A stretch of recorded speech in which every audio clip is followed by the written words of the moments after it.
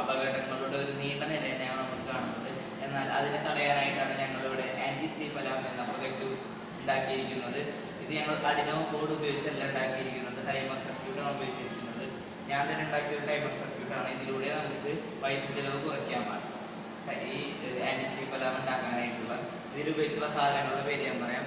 9 volt battery, 4 watt relay kit, 9 volt 2 battery, 4 watt relay kit, IR sensor, IC ട്രിപ്ലിഫയർ, resistor, capacitor, battery, buzzer, jumper wires ആണ് ഞങ്ങൾ ഉപയോഗിച്ചിട്ടുള്ളത്.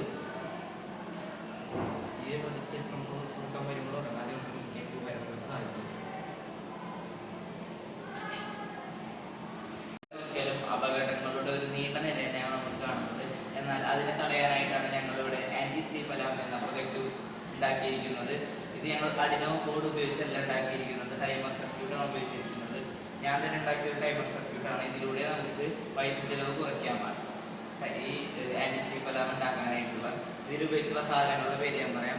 9 volt battery, 4 watt relay kit, 9 volt 2 battery, 4 watt relay kit, IR sensor, IC ട്രിപ്ലിഫയർ, resistor, capacitor, battery, buzzer, jumper wires ആണ് ഞങ്ങൾ ഉപയോഗിച്ചിട്ടുള്ളത്.